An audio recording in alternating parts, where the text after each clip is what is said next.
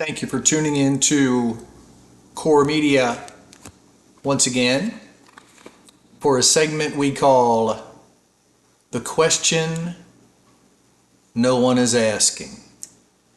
We're coming to you from the Core Media warehouse, as you can see, which is only fitting as we reflect back on about a month ago, the port strike.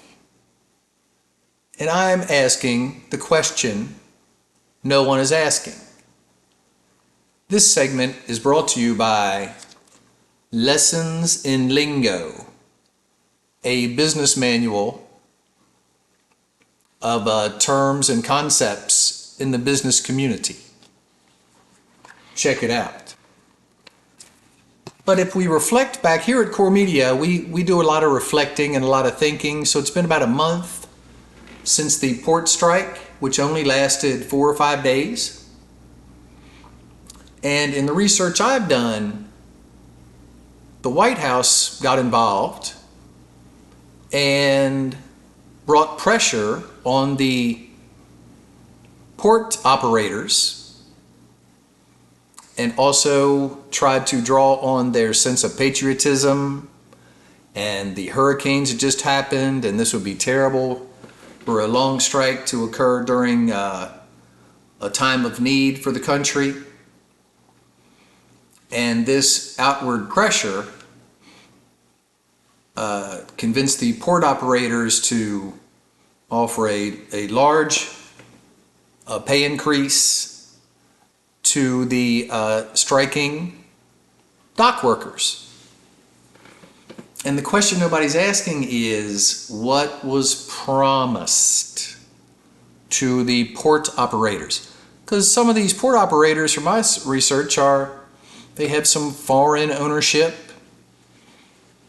and it was East Coast and Gulf operators, East Coast and Gulf port operators involved. And the question yet nobody's asking is, what was promised? Well, why would these foreign owners, cave in so quickly to the striking workers? And the promise I think was made involved the T word, tariffs. If this strike would have been long lasting, imagine if it was still going on, how that would have affected the election. So the party in power is thinking, oh, no, we cannot have this go on. So what did they promise that would bring the port owners over and make this nice offer that would not be ratified until sometime in late January, or a strike could rise up again? So the humble theory here at Core Media is no tariffs, or no new tariffs, or lower tariffs. That increases shipping traffic into the U.S. That means the port operators will earn more. But the reason it's only a temporary fix until late January is if the current party in power in the White House wins the election.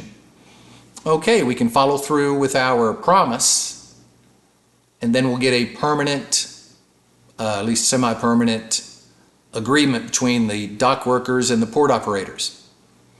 If the other party wins, then we've hung this around their neck, and if another strike happens, it'll be blamed on the new party in power.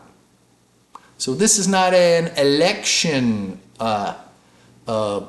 theory. This is a post-election theory. So let's see what happens in late January, depending on who wins, and in 2025, how the tariff discussion goes. I know that mainly affects China, it seems like. But hey, all this stuff's intermingled.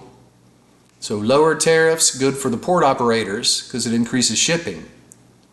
If a new party comes in and tariffs are bigger, at least the potential for tariffs, does the strike rise up again? only now to be blamed on the new party. We shall see in a couple of months. Thank you for tuning in to Core Media, where we're always thinking.